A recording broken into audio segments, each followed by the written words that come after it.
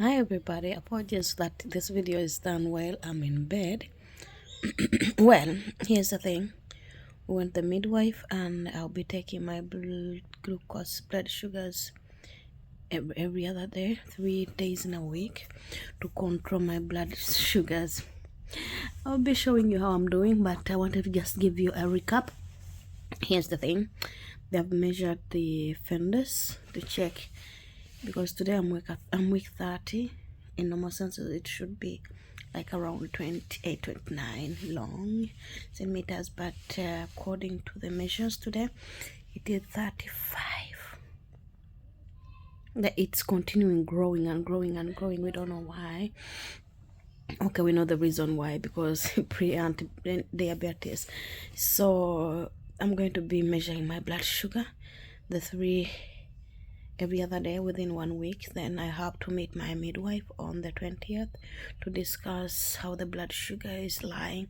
I'll be showing you how I'm taking my blood sugar samples, and yeah, I'm not that having that much energy. I'll be like, ooh, it's but the baby is fine. He's kicking. His heartbeat is 145, which is normal, and everything is fine with the baby. Just like, I think he's a fatty baby. That's it. So we're going to do an ultrasound when I'm week 32. So I'm week 30, going to 31 next week. Then next week I'm going to have my doctor planning when the baby will be out, but that will depend on how big. Yeah, we don't know, because just as I told you that it's not going to take the 39 weeks, it's going to come earlier, so to minimize the risks. Yeah, at least I'm glad that I'm in a country where everything can be done, like they have control. I'm glad that I'm in this country where I don't pay nothing. I just take my body to the hospital and they do all the checkups and everything for free. Really, I should not complain. I'm happy.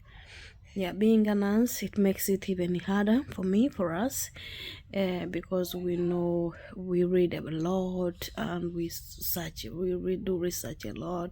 So you sleep but you don't sleep. You know what I mean. Anyway, I'll give you other updates.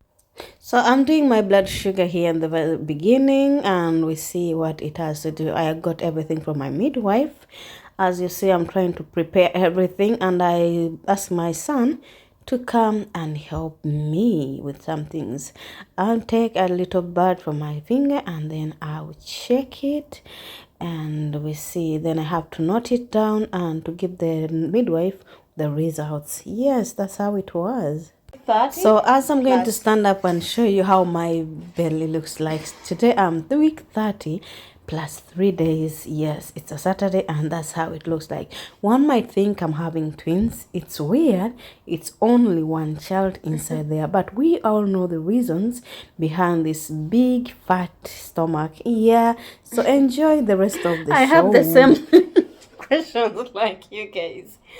Hi, my videos are always going to be raw, because I'm giving you the reality, and today I'm week 30 plus 4 days, because I think 3 days, because today is the Saturday, Wednesday, Thursday, Friday, Saturday. Yeah, 30 plus 3 days, and that's how I'm looking. One thing that troubles me a lot, actually, despite that my stomach keeps on growing and growing and growing like every day, because the last time we were at the midwife, the first time to suspect that I was diabetic was, I was 31 centimeters, and that was week 29, week 28. So on Thursday we are there, and then I'm week 30, and it continues growing. Actually, it has not stopped. So 35 centimeters, like my, is it placenta? What is it that grows? You people, I'm a nurse myself, but I'm not a midwife, so I will not lie to you. The parts in the body, I don't know what they are called or what. So we had to take the blood sugars, as I showed you before, that we're going to start taking the blood sugars. I take in the morning before I eat anything. Breakfast 1 hour when I start eating, and then 1 hour And then I do the same during lunch and dinner and before you go to bed. So yesterday's results were in the morning were 3,8. After breakfast, 1 hour. 1 hour they count from the moment you start eating to when you end. Like stop if I start to eat now, 1 hour from now. So I was 7.0 at breakfast, 5.9 in the lunch. Dinner was 6.1, and before I went to bed, that was around 12 o'clock in the morning, 6.2. So when I woke up today, I had a long night. I love to sleep. If someone loves to sleep, that is me. And this sleep has given me peace of mind because my baby is always at peace when we are sleeping. So he would wake up sometimes at 4 and go around, and then he sleeps again. So he loves to sleep just like mommy. Before we sleep, he can move around. Like, he complains because there are sides that I'm not supposed to sleep on. On this side, on the right side, it's a no, no, no. He'll be like, mommy, that's my side.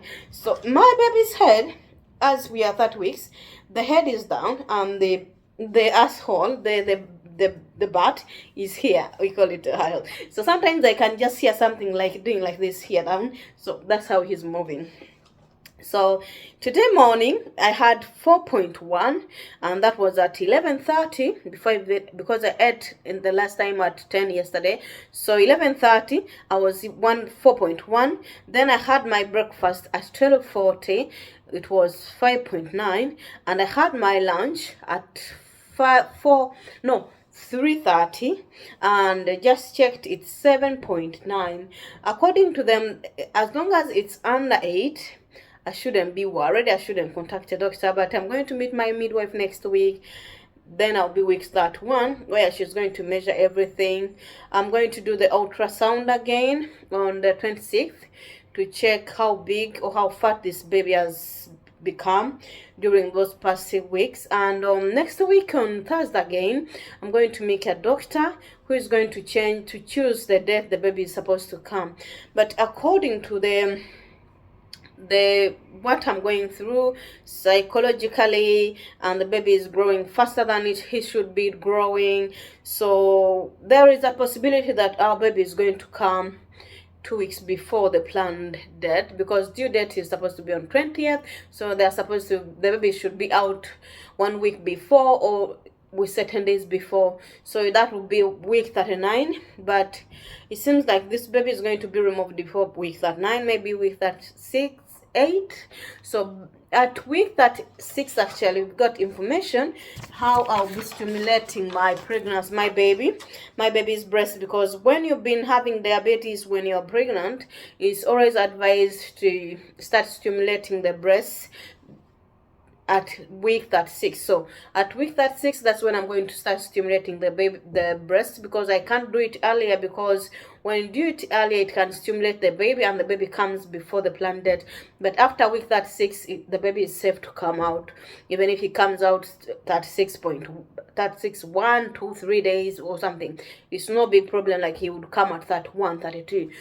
So I got this information from my midwife, and I'm going to start stimulating within 6 weeks. Actually, we count like 5 and 4 days weeks. I'll be starting to stimulate the breast, so that when the baby comes, according to my midwife, when the baby comes, when the parent has suffered from diabetes, it is like this kids, little human, because you have had a lot of insulin or high insulin, so when they come outside, their insulin is always low. So to keep the insulin at the stable side, they advise you to give the baby this milk that you buy, but it's the best to give the baby the raw milk from the mom. So I have everything that I'm going to use to stimulate my breast, and I'll be putting them in the freezer. And when we are all going for the C-section, we'll pack everything that our baby will need, and then we'll tell the midwife that is going to take care of us to do everything, that we have the baby's milk, and when baby comes, they'll give me the baby, they'll take the blood sugars, and they'll start feeding the baby there and then. Yes, he will come to the boobs and try to stimulate it, but since like we have the risk that diabetes has been on the word go during the pregnancy, so they'll be able to give him raw milk from mommy's boobs. As you know, all mothers, that when the baby gets your milk, it's kind of protection and everything, that you know how it is. So yes, that's how it is. But so far, how am I feeling? I think in the next video I'll bring about how I'm feeling and how I've been doing during my pregnancy, because I know a lot of women go through a lot during their pregnancies, especially when you have had several miscarriages and you finally get a child and everything. So this pregnancy has not been the easiest, but I'm glad that the man himself is surviving and God is faithful. I'll bring testimonies here how God has been faithful to us, because if it's not God, I wouldn't be here. So I'll take anything in, any kind of sickness, as long as this little man is healthy inside of best that I can speak, because I speak English, I speak Luganda, and I speak Swedish.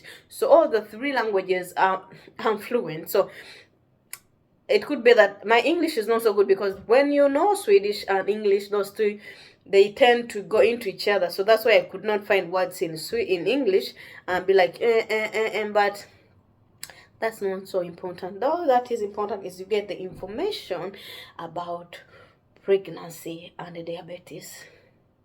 Yeah, so catch you another time, my darlings. Stay safe. Don't forget to leave a thumbs up. Don't forget to share to your pregnant people. Don't forget to leave a message. Don't forget to like, share, and your bell. You should always have a bell on, because this YouTube channel is going to teach especially mothers when you turn. I think problems comes when you are in your 30s, because when I had my first children, and by the way, did you know that this is my third child?